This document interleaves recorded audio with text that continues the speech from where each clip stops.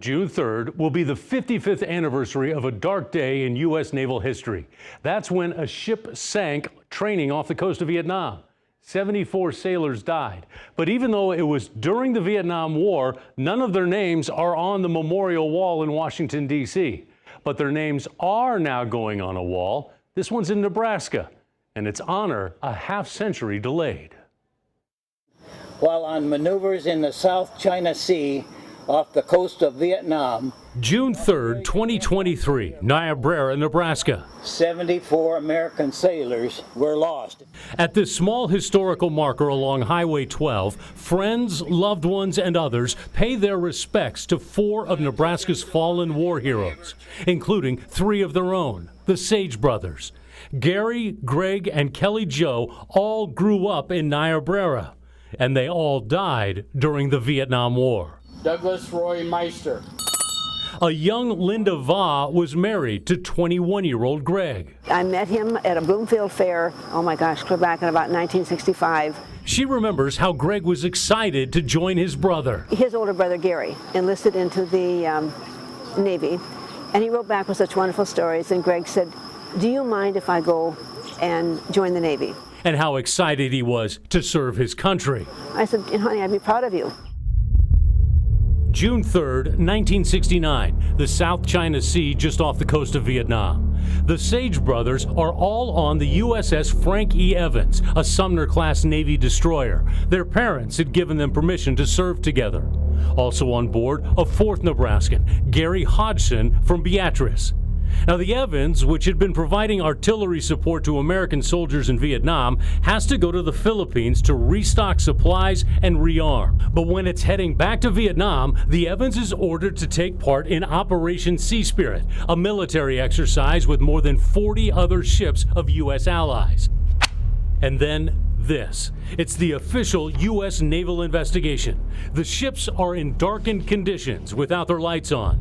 At approximately 3:15 in the morning, the Evans is running near the HMAS Melbourne, an Australian aircraft carrier, when, because of some sort of confusion, the Evans turns directly into the path of the much larger ship. Now, this is a shot of the Evans taken actually from the flight deck of the Melbourne, obviously before the crash.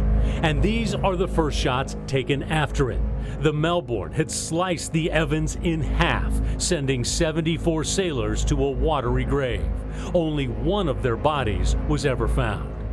Now, on the lower part of this map, you can see where the collision happened. Not far off the coast of Vietnam, but far enough that it's outside what the U.S. Department of Defense designated as the official combat zone for the Vietnam War. And because of that, none of the 74 are eligible to have their names engraved here on the wall, the highly emotional monument inside the Vietnam Veterans Memorial in Washington, D.C. According to the Department of Defense, to have a name on the wall, the person must have died within the defined combat zone of Vietnam or while on a combat or combat support mission to or from the defined combat zone. Now, the DoD has made exceptions in the past and has added names, but not those of the sailors of that fateful crash in 1969. Well, now, more than 50 years later, and using this Kansas City granite company, their names are going on a Vietnam War memorial wall. This is Johnson Granite. They're nationally known for their memorials and monuments. Well, now they've been recruited to create part of a new Nebraska Vietnam Veterans Memorial.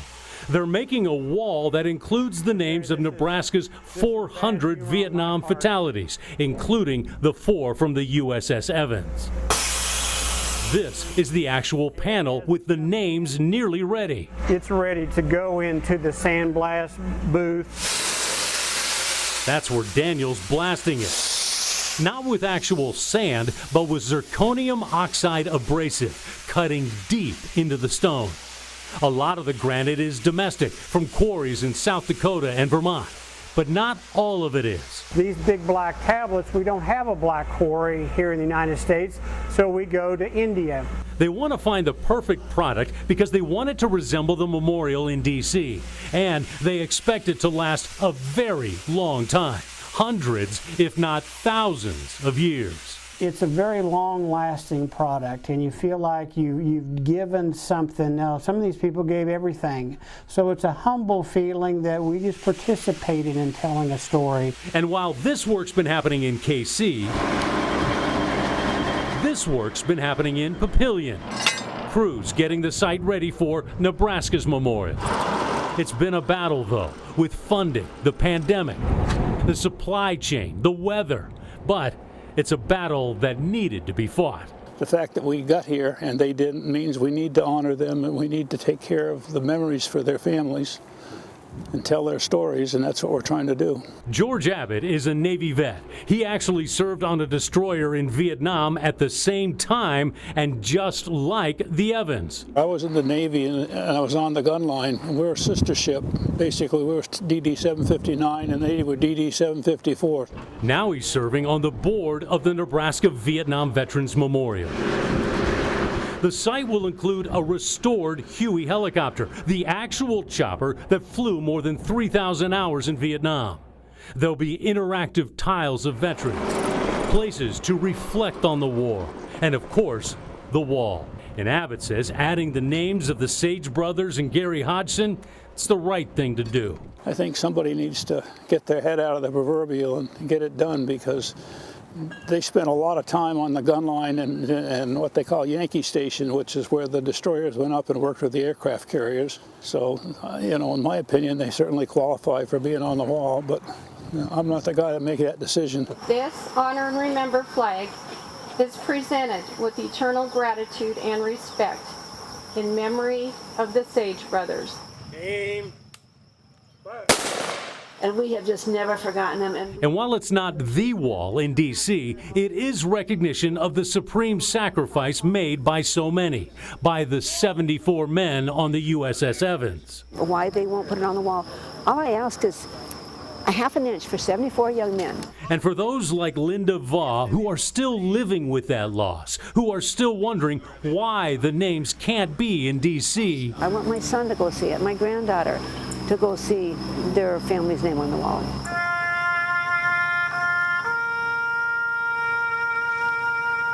They hope the Nebraska wall gives them some solace, knowing that those lost are not forgotten.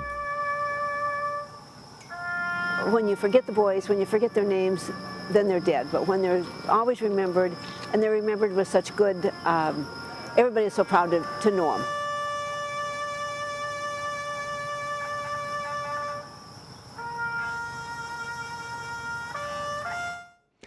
It literally takes an act of Congress to get names added to the wall in D.C. Congressman Don Bacon's office tells me they are looking into whether they can try to make that happen. Now, the Nebraska Vietnam War Memorial is now complete. This is part of it. The formal dedication is this Thursday morning. It's June 6th. That is D-Day, a nod to another war, and it's my honor to MC the proceedings. If you want to learn more about the Nebraska Memorial, go to this story at KETV.com.